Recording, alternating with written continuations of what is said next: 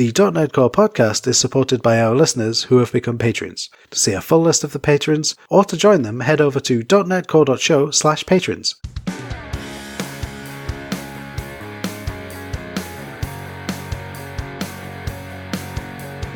Hello everyone and welcome to the .NET Core podcast, the only podcast which is devoted to .NET Core, ASP.NET Core, EF Core, SignalR, and not forgetting the .NET Core community itself. I am your host, Jamie Gabrogman-Taylor, and this is episode 28, memstate with Robert Friberg.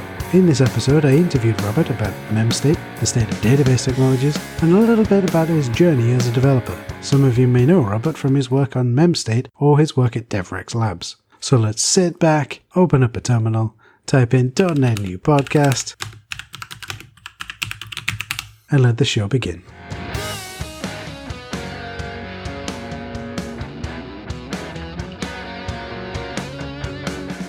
So the first thing I'd like to say, Robert, is thank you ever so much for devoting some time to being on the podcast. I really appreciate it. Okay, yeah, great. Well, I'm happy to do this, so it's nice talking to you. So, for the very few people who listen to this show but don't know of the work that you do or anything like that, I was wondering, could you give us a brief introduction so the listeners know who it is that I'm talking to? Is that okay? Yeah, so I'm a system developer, and I've been doing this since 1995 professionally.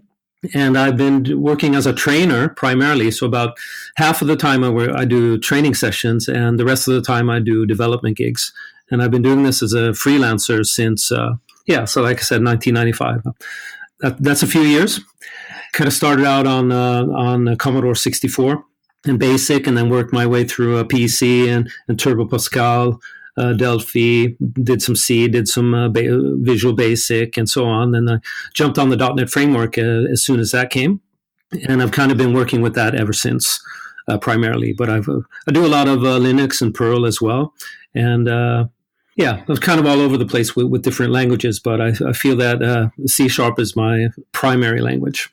That really is amazing. That's I'd love to maybe have a separate episode with you and talk about how things have changed since the mid-90s and all those languages and frameworks, and how essentially I think it's James Stoddart of the Cynical Developer podcast says that what's great about .NET and C# and VB is it's kind of programming in easy mode, because we don't have to worry about references and memory management and all that kind of stuff. And the framework takes care of all of that for us. Exactly. You've been in the trenches. You know what it's like to have to dereference a pointer and find yourself in invalid memory space and all that kind of stuff. Yeah. So I did the most serious things I did with C. I built the game Othello. You remember that, or River C? You remember that, the black and white? Oh yeah, the black and white pieces that you flip. Yeah, and I was coding for several days before I even got to the point where it could compile. But after that point, you were nowhere near anything runnable, right? So you had just loads of bugs, right? Pointer bugs and so on. But as in, if you're working with Java or C#, when it compiles, you're pretty near something that's runnable. It is crazy, like you say. It's just you push a button and your app runs, and you have at the very least a blinking cursor in a console, and you can issue commands and watch it do stuff. Whereas in low level C or whatever, you have to write everything yourself. You've got to write the engine, the framework, the models, all of that kind of stuff. Yeah, I don't think I could do it at this time anyway. Yeah, and so a lot of time we don't really benefit from the extra performance that you can have if you need it. Yeah, and so it kind of doesn't really make sense to do the extra work. That's it. Who was it? I want to say it was Donald Knuth who said that premature optimization is the root of all evil. I think it might have been Dijkstra. That's 50s, 60s, 70s, and they're so right. Like you say, they're eking out that 1% of optimization in a .NET app is probably not going to save you anything, and it's probably going to take you maybe a week to do it, if you're lucky. Yeah, but I feel a lot of people misinterpret that part about optimization. So that doesn't mean that you shouldn't be planning or designing or thinking about performance during the design phase, right? So you need to pick good algorithms and data structures and so on. from the onset. And if you don't do that and build a mess, then you won't be able to optimize that anyway. Right. So optimization is kind of maybe you're squeezing out the last 20, 15% of something that's already good. So by choosing poor algorithms, that's more important than the optimization bits in themselves. Definitely. There's always that risk that you run when you're in a large team and you're worried, does, say, Jeff know algorithms? It's so easy, like I say, with .NET to just go, we'll just use a list and store everything in a list because contiguous memory goes on forever. Whereas actually maybe that's better being stored in a hash table or something. Actually, all that kind of knowledge comes into play when you're doing things in memory, because like you said, if we're using a list instead of a hash, or a linked list or an array list and so on, but we only have 10 or 100 items to work with, then it doesn't really matter. Mm-hmm. The difference won't be measurable. But if you have all your data in memory, if you have gigabytes of memory, if your list contains millions of items, then that comes into play. Yeah, so the things we learn at university, but we never use in practice because we're just moving data from the database, putting it in front of the user, letting them change some stuff and hit save, and then pushing it back. So that's kind of what 80% of developers do. Maybe that might be a bit cynical, but that's a lot of the industry that I see, information processing. And you don't really get to apply that knowledge that you studied at university if you did that. That's true. Yeah, but it's fun again. By keeping it in memory, then you get to do these things that are fun as well. That leads us on to, I guess, a little bit about the topic that we're going to talk about today, if that's all right. Mm-hmm. So, although it's partially related, maybe 100% related, I'm not entirely sure. Could you give us a quick introduction to memstate, what it is and what it's going to achieve and things like that? Yeah, sure. Okay, so memstate, it's a framework that will let you keep your data in memory, and it will let's see, it's kind of like an event sourcing framework where it will automatically record the input events and maintain all the data in memory, and it will allow you to restore the state, all the data in memory when the system comes back up again, right? So when you start up the system, it will read all the prior events and create an in-memory model. And this model is something that you define yourself. And when you issue new events or commands, these will be applied to the model after they have been appended to the log. And so what it does is it makes you can run queries very quickly because all the data is in memory.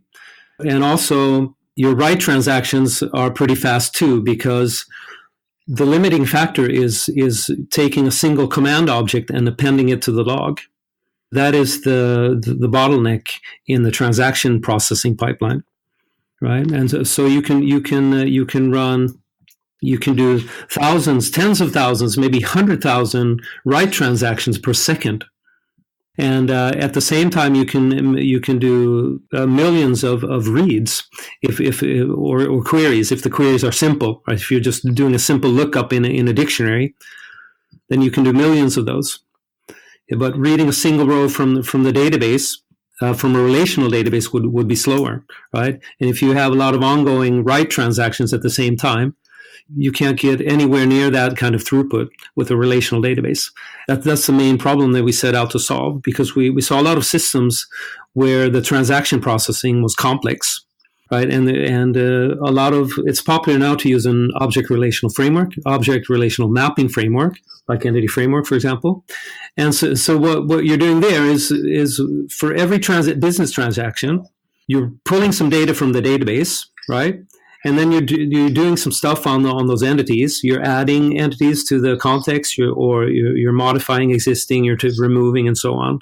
And then at the end of that transaction, you need to save all these entities back to the database, right? And that's just that can become very slow.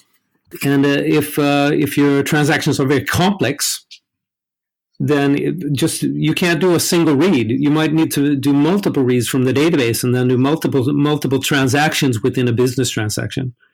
So multiple database transactions for a single business transaction. Yeah, so I was part of a project where they were having performance problems. So they had a requirement that no transaction should take more than 3 seconds.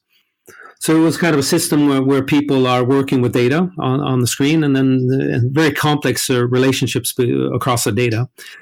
And when they make changes and save, then nothing should take more than 3 seconds. But things were going very slow. And I did some analysis and looked at the code. And the code is very structured and well architected according to it was a layered architecture, right? So the transactions arrive at the service, or the requests arrive at the service layer. And at the service layer, you start a transaction, and then it will start pulling in some data using components in the data access layer. And it will read some data, and then it will write some data back, and then it will read some more data from the database and write some things back.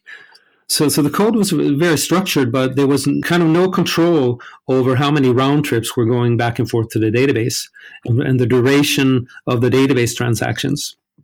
I think the most common transaction, when we looked at them, they could be doing 200, 300, 400 database round trips per business transaction. And that's kind of crazy because a database round trip can take a number of milliseconds, right? And if you're doing hundreds of those, right, then you're over a few seconds per business transaction, and then you're very close to this 3-second limit. So that's the kind of problems that we saw that we wanted to kind of work with in a different manner. Yeah, so that's kind of where memstate comes from. So if I can unpack a lot of what you've said there and just sort of expand on a few things. Mm-hmm. The entire state of the application is in memory, so that then you can, when your app closes or whatever, you can store that application state to disk in some way. And then when you start the app back up, it just sort of replays where it was to get to the sort of now state. And as you're doing more requests and doing more business logic things, is keeping a log of what you're doing and then dumping that to disk and then coming back up, so that even if your app crashes, you're not having to recreate all of that business logic, all of those actions and everything to get back to that state where it previously had crashed, but hopefully this time it won't. Yeah, that sounds kind of accurate. I think maybe I got carried away a bit there. We didn't explain the simple things, but yeah, that's a good explanation. One way of thinking about it is that you have an application, but you don't have a database. So imagine a cache. A lot of people use a cache, and a cache is something that you need because your database is so slow. If you're a bit cynical, that's a way to view a cache. For example, you cache everything in memory. So you have a cache, you have a dictionary, and you put everything in there. And then when you want to change something, you update the cache immediately. So everything is in the cache. And that means you never need to read from the actual database, right? So you're doing the transactions, the regular stuff, you're writing to your database, but at the same time, you're keeping your cache in sync. All of the data is in the cache. So anytime you need to query or ask for data, it's always in the cache and it's always up to date. That's one way of thinking about memstate. It's kind of like a cache, but not, because it's the kind of a cache is kind of a copy where you're keeping data close because it's expensive to fetch. It might be far away, or it might be expensive to create or get into the shape that you need to work with it. But it's not a cache because it's your true source of data, right? The data that is in memory, that is the database. But it disappears as soon as the process dies. And so you need some way to recreate it. And so when the system starts up, you replay all of the commands. All the data is back in memory after that, to the exact same state as when it went down. And so you really don't need a framework to do this kind of thing. But what memstate guarantees is ACID transactions. It guarantees concurrency. So when we're dealing with multiple transactions, there won't be any conflicts or concurrency conflicts. And so there's isolation between concurrent transactions. They're atomic and they're also durable. So because they're appended to the log and they're safe on disk before they're executed, right? So we have ACID guarantees. Those are the 4 properties of transactions. You've probably heard the acronym ACID, right? Mm-hmm. Atomic, consistent, isolated, and durable. we have those kind of guarantees when you're updating the data in memory. So then how does that get persisted back to your database or data store or something? Is that something that happens on shutdown of the app? It does a massive, hey, here are all of the things I need you to do database. Or is it more of a sort of rolling thing? So the app has been running half an hour and there are no transactions running. Hey, quickly, dump everything to the database. Or, how does that all work? Okay, no, that wouldn't work because to guarantee durability for a database transaction, before the memstate server tells the client, okay, we've saved this data, we've got you, right? This transaction is safe. It needs to be stored in persistent storage before the server responds to the client, right? Because otherwise, if it says, okay, we got this, and then it immediately crashes, then that data is lost, right? And you can't do that, right? So you need to save it on disk first. And when that's safe on disk, then you can process the transaction and then respond to the client. Right. So what it does is it takes each single change, which is a command. It's a command object, right? So it's an object-oriented model. So the changes are represented as command objects. Mm-hmm. And so you just create a command object and you execute it. And when you execute it, the memstate engine will append that command object to the log. And that log that's actually the backing store. So that could be Postgres, it could be event store, it could be a file on the file system. So before it processes the transaction, it writes it to disk, to persistent storage. Right, I see. So each transaction is saved on the fly. I think I confused myself earlier on when you were describing it. I thought that memstate sits between the user and the actual database on disk, whereas what you're saying is I issue a command, say my command describes that we should find the user whose name is Jamie and change the user's name to Jeff. And before we do that to the in-memory data store, we store the command that I issued to disk and then do it to the data store and then say to the user, yep, that's done. So that then the next time the app starts, it will replay all of those actions. And one of those actions will be find the user whose name is Jamie and change him to Jeff. And then it's then persisted loaded back into memory, and that state of the app is reapplied. Yeah, that was a very good description.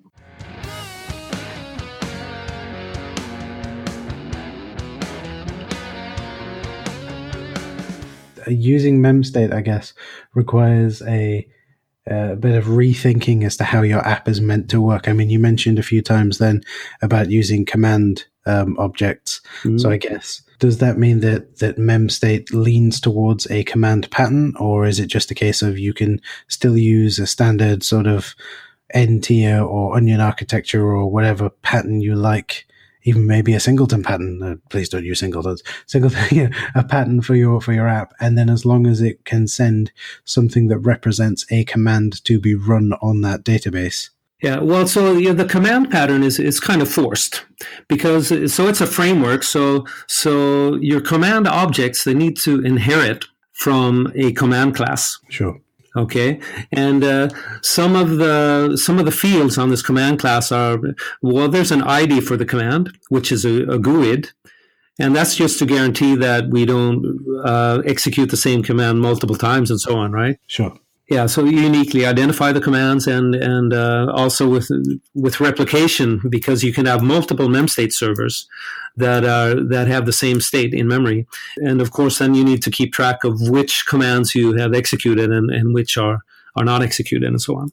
And also for correlation, when we execute a command and need to tell the client, we use the IDs. So there's an ID and there's a sequence number also on the base class, because the sequence of commands it's an unbroken sequence of commands and they're numbered, right? So each command has a version property, and the first one starts with 1 and so on. So it's an increasing sequence. Yeah, and so we have some dates, also some timestamps. Okay, on the base class. So what you do is you create a subclass. And let's run with your example there. So your subclass would be called change username command, for example. which inherits from command. And then what you do is you create two properties. One property would be the ID of the user for which we are changing the name. And the other property would be the name, okay? Or the new name. Okay, so you have two properties on the command object. And then you override the execute method on the command. So there's a command pattern there. So you have a command object which has an execute method. And you pass that object to the engine, and the engine will execute that, call the execute method within a transaction. Okay, so you're handing over the command object for execution. And you can actually create the command object on a client. So that could be a Windows client or inside an ASP.NET web application. You can send the command object to a memstate server. Okay, so you're passing an object around, a command object, which is executable. Inside the execute method, there's an argument passed to the execute method, and that is the entire data model, right? So the engine has a reference to the data model, which no one else has access to. You can't access the data immediately, but you can only access it through a command object or a query object. So inside the execute method, you have an argument which is a reference to the model, and let's say that the model is a dictionary of int to user. So in our example, the change username command, inside the execute method, you would look up the user with the ID that we have as a property on the command object, and find that user object, and then we would change that user object, and then we're done. Right, so that happens inside the execute method. This is the data, the entity I want you to find. Here is how to change it. Here is the field I want you to change. Go and do this thing. Yeah, exactly. And it's all C# or some other .NET language if you prefer that. Okay. So that's pretty cool. You write everything in C#. So there's no SQL. You don't have to type any T-SQL. You don't have to do stored procedures and so on. But you can do very complex logic if you like. So you have the full power of the framework at your disposal inside the execute method. So that's pretty cool. There have been times where I've had to do some operation in SQL, and I've thought to myself, can I not just use a for loop and just get all of these things, and it is possible. You just have to translate the syntax, but it's knowing that syntax and how it all works. But yeah, I guess being able to use the core CLR languages to drive your database makes it a lot simpler for everyone, I guess. That's really cool.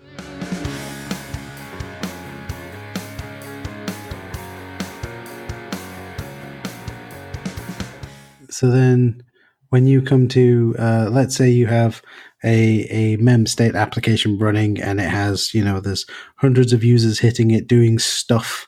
Things are being changed, things are being queried for, things are being updated and deleted. And then after, 6 months, the app closes gracefully, and then I need to start it back up again. Presumably it's going to take a while to reapply all of those 6 months of commands into memory, right? Well, not really.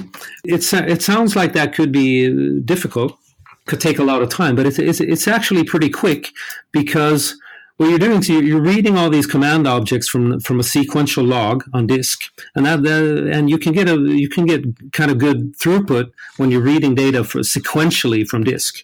Even spinning hard drives can be very fast. They can actually be faster than SSDs, I think, if you're reading sequentially. Okay, so you can get a lot. That's the bottleneck when you're rebuilding the in-memory state. Well, I have some applications that have been running for 6 or 7 years, right? And they're running constantly. And sometimes we need to patch the machines, and we need to shut them down and bring them back up again. Mm-hmm. And so we need to do this, sometimes. And let me see. Last time I checked, I think we had 3 or 4 million command objects. It's just a matter of minutes, 10 minutes from when we start reading until the engine is online and available to respond to queries and process new transactions. Wow. Okay.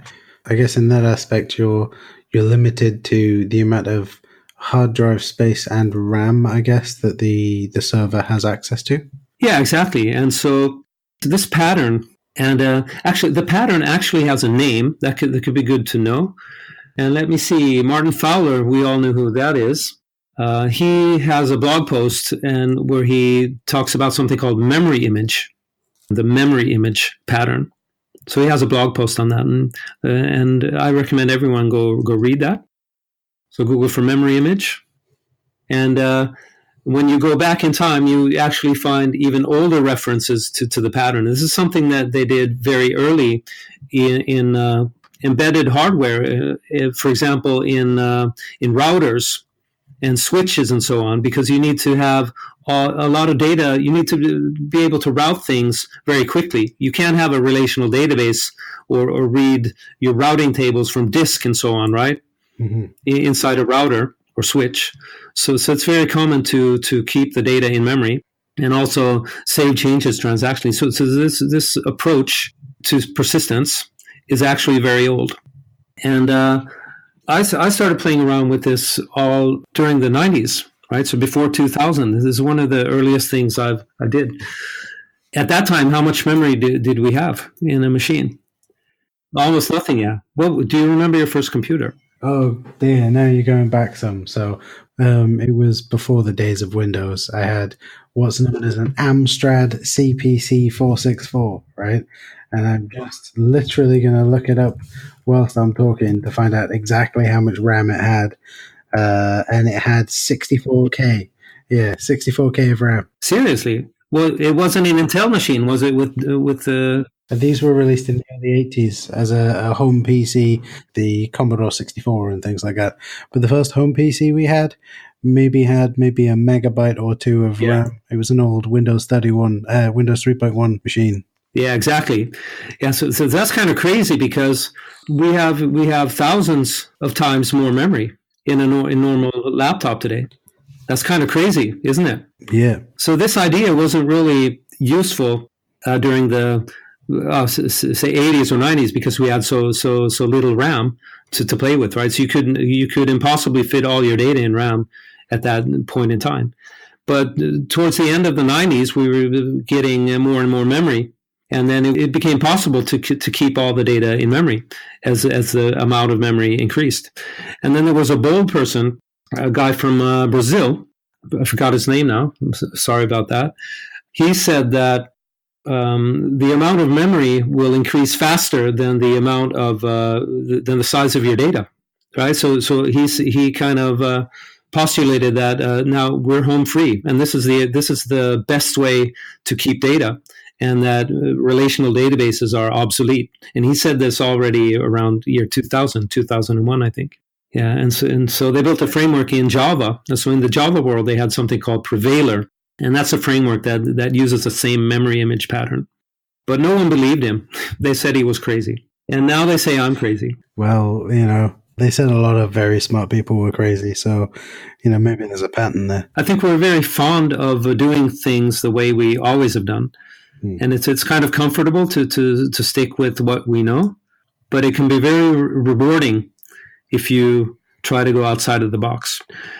The relational database architecture itself, it's kind of a solution to this problem that we have very small amounts of RAM, or that we had, right?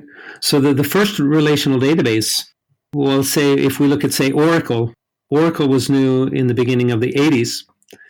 And there's an example of it running on a machine with, I think they had 1 megabyte of RAM, but that was a lot of memory at that point in time. And I think it cost millions of dollars, that machine. And that was because it had so much memory, a megabyte of RAM during the 80s. The relational database architecture, it's a solution to that problem, right? That we need to provide random access to the data. But if you're reading random access to a disk, a slow disk, then you can't get any throughput. Mm-hmm. That will be very, very slow. So you can hardly build applications. By caching these data pages in memory, right? I don't know if you're familiar with the architecture. If you look at SQL Server with the buffer manager and the data pages and so on, mm-hmm. and how all this works, it's kind of an amazing piece of engineering. but it was kind of it solves a problem that doesn't exist anymore. Okay. Yeah. So I would say that the architecture itself is obsolete, but the culture around it, of course, is not. Right. There's a lot of knowledge invested in it. There's a lot of infrastructure. There's a lot of politics. Right. It's a huge ecosystem with relational databases, and it's not really going away anytime soon, but it is obsolete. It's not the smartest way to work with data. So it was smart for 30 years ago because it solved a problem, but that problem doesn't exist anymore. That's a really good point. Yeah, I mean, obviously my question was, do you need all of this hard drive space and RAM, but we have essentially compute on tap now. We can pull up an Azure instance or an AWS instance or a Google instance or a DigitalOcean, Linode, whatever.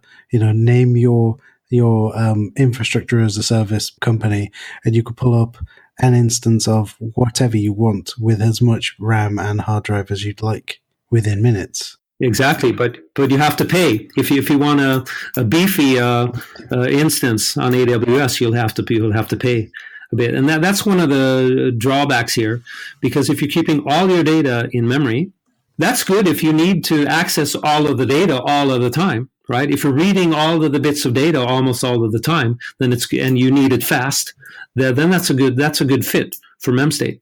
But let's say that you have an instance that's with 200 gigabytes of RAM, and you're using almost all of that RAM for your data, but you're only accessing 5 or 10% of it during a day. Yeah, then you're kind of paying a lot for that memory, and you're not really utilizing it. But if you have on-prem servers, then the RAM is cheaper. It's kind of expensive in the cloud with the bigger servers with a lot of RAM.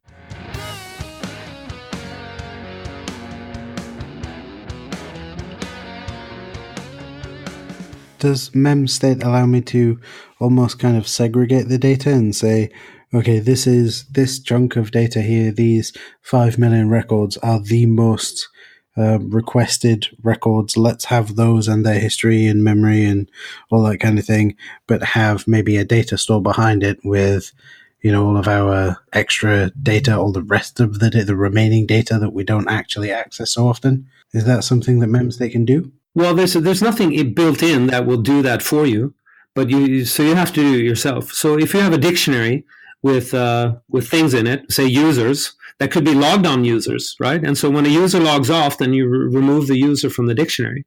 So it kind of the size of the data would be all of the users that are logged on, and maybe not all of the users that have existed for the complete history of time, right? Yeah, I mean, you could have, like you say, if you've got a system that's been running for 7 or 8 years, you're going to have hopefully millions of users. But today you may only have 12,000 users. You only need those 12,000 users in memory, I guess, today. Yeah, the active users. Yeah. And maybe managing users is not a good fit either, right? Because that's not data that you're accessing extremely quickly. So managing all of your users and their data, right? So data that you access frequently would be a good fit. That you have many reads and a lot of updates, and there's a lot of contention, right? So a lot of transactions that need access to multiple bits of data at the same time. That's a good fit for in memory, I would say. For example, let's take some e-commerce for example. So if I go to an e-commerce site and I put some stuff in the basket, right, and then I check out.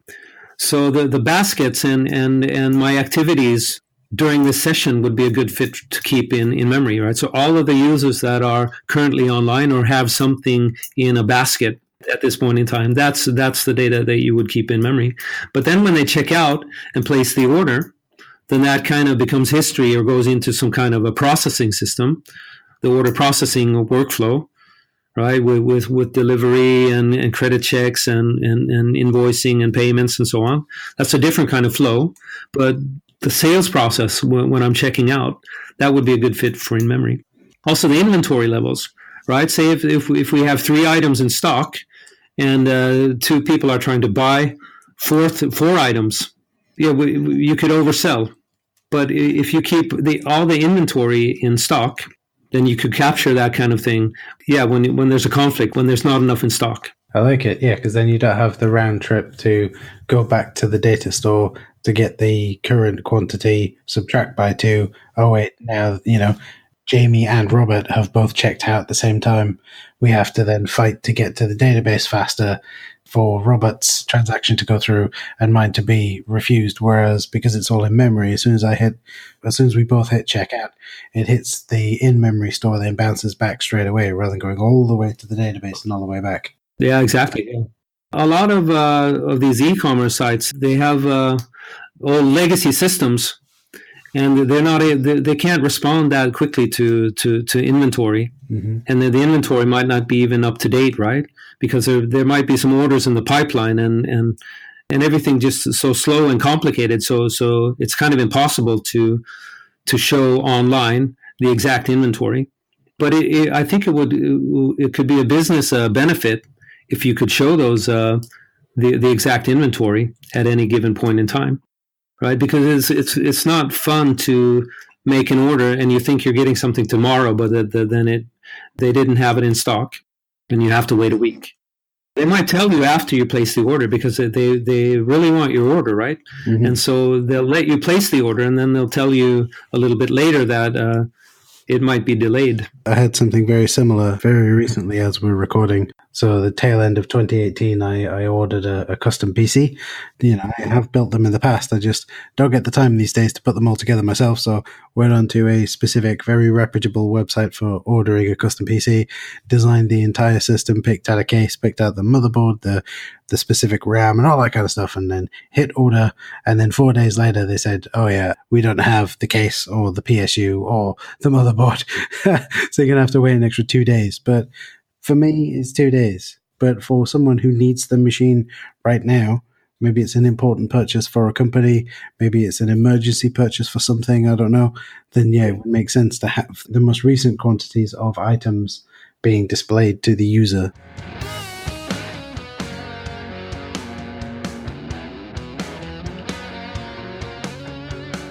We did a back of the envelope calculation during a training course a few weeks ago, where we took some examples. I'm from Sweden, so I like to use IKEA as an example. Pretty big company, right? Yeah. And so they have a lot of products, right? And they have a lot of warehouses, and they have a lot of online and sales, and they have a lot of sales on site. Yeah. So what we did is we kind of estimated the number of products, the number of warehouses, and then kind of projected to see how much memory would we need to keep all of this in memory in a single node. And that's doable. All of IKEA's warehouses, all of the products, and all of the inventory in all of the warehouses, you could easily create an object-oriented model for that. Could do that in a few hours, I think. And you could use that to represent everything. Just a few gigabytes of memory. Data, the important data doesn't take that much space. And you can choose what kind of data you want to keep in memory. You don't need to keep everything. You don't need to keep product descriptions that are, 2 megabytes of text and images and so on, right? You don't need to keep all of that in memory. You can keep the important data, so the product IDs and the inventories and the names and so on. And then you can keep the other data out of band. Everything doesn't need to be in memory. Having that as a backend for IKEA's e-commerce, that could easily be served with just a few servers globally. That's all in memstate then, where you can do all of that rather than storing it in a relational database. Yeah. When you first say it, all of IKEA's warehouses and stock levels and, stores and all this kind of stuff doesn't sound like a lot, but then you realize that they are a multinational. Yeah, well, I think we counted to hundreds of thousands of products, and then maybe hundreds or thousands of warehouses or stores around. It's not an enormous amount of data. Working with another company, I'm a co-founder, and what we do is we collect news information on environmental topics, so global warming and climate and 50 other topics within the environmental field. So I'm working with a journalist. We collect these news articles and we put them in an index so they're searchable, and then we do some curated newsletters, and we also provide access to this database of articles to people that work with the environmental questions. And we started in 1997, and everything from that database. So we're collecting thousands of articles every day. No, not really. Hundreds. I would say hundreds. We're approaching 1,000 per day. So we're collecting articles globally in English and Swedish and a few other languages. So we're using a crawler to collect all this data and push it into. We started out with a relational database, but we switched over to keeping everything in memory. And all the data, right? So all these articles that we've been collecting for 20 years, and all the customers and every newsletter that we send. So every time someone clicks a link in a newsletter, right, we're tracking all this. All this data fits in memory. We're not keeping the entire body of each article, but we're keeping all the keywords, right? So we're indexing all of the interesting words in all of the articles. And we're also creating summaries. So every article has a title and a summary. And summary is kind of short. Could be 100 or 200 words. And all these articles are in memory. So the summaries and the search index, and all the customers and everything. And it doesn't take a lot of memory. What's the guy's name that does the funny stuff on JavaScript? He did he did a video where he's mocking JavaScript. Gary Bernard, I think, is something. Bernard. I've heard him say, "Give me your money, and then I'll tell you that your data fits in RAM." I think there was some kind of website where you could enter how much data you have, and then it will say your data fits in RAM. And then it kind of becomes simple, right? Because if you have your data in Hadoop or something, and then you're doing MapReduce queries over your data, that's extremely complex. And that's good if you have petabytes of data or even more, because that won't fit in RAM. So then you need some kind of clever way to deal with the data. But if your data fits in RAM, that's kind of pointless to use that kind of infrastructure. And then that's kind of his point. So a lot of people they think they're doing big data, but they don't have as much data as they think. So terabytes of data could fit in RAM. Do you know what the biggest instance is you can get on Azure? Well, off the top of my head, I'm not sure. What do you think? What's your guess? I know that I can get a 128 core machine, but I don't know RAM-wise. I'm not sure. Well, I'm pretty sure it's over a gigabyte or over a terabyte, 1,000 gigabytes. Yeah, you need to look often because they're updating. They're adding new instance sizes all the time. So if you're doing an analysis, then you could spin up some of these machines, expensive machines. You pull in your data, and then you do your analysis queries or reporting or whatever, and then you throw the machines away. That's a different approach than, for example, using a MapReduce, Hadoop, and so on, if the data fits. Yeah. Well, I guess the only question that I have left at the moment is where can people go to find out more about you or more about memstate or anything like that? Any of the projects you're working on, that kind of thing. Okay, yeah. Well, so GitHub is a good place to look. And I think if you just Google for memstate, hopefully the spelling is obvious from the pronunciation. Yeah, that was kind of the most important goal when choosing a name, that we could pronounce it. So memstate, and we have a webpage called memstate.io. So that's one place to go. That's kind of a work in progress, that website. But memstate on GitHub is probably the best place to look. So the code is there. It's open source. If you look at the organization that memstate is a part of, we have multiple repositories. So we have a memstate tutorial, and that's a great place to start. Right? So the tutorial is a step-by-step a guide to building something similar to Twitter. Right, so you're building your own Twitter from scratch. And I think I have some of the domain modeling. You start with some of the domain modeling, but then you add the commands and the queries, and you create the main model and so on. So it's a good way to learn, I would say. It's kind of nice. And I'm on Twitter, Robert Friberg. I'll share that, and the GitHub page for memstate and the GitHub page for the tutorial for building a Twitter-like clone, definitely. Yeah, and so anyone, feel free to get in touch on Twitter. I like to engage. Right, if you have any questions or any feedback, that would be great. Also, we're on Gitter. We chat on Gitter. I think there's a link to that from. But if you want to chat with us or the team that's building it or some other users, then so we have a chat for that. Great. I'll make sure that I put all of these links into the show notes for sure. Thank you very much, Robert, for joining us in this wonderful discussion about in-memory databases and memstate and how that works. It's been very educational. I really appreciate it. Thank you very much. Okay, thanks. That was my interview with Robert Friberg. Be sure to check the show notes for a bunch of links to some of the stuff we covered and a full transcription of the interview. The show notes, as always, can be found at .netcore.show. And don't forget to spread the word. Leave me a rating or review on your podcatcher of choice, and to come back next time for some more .NET Core goodness. I'll see you again real soon. See you later, folks.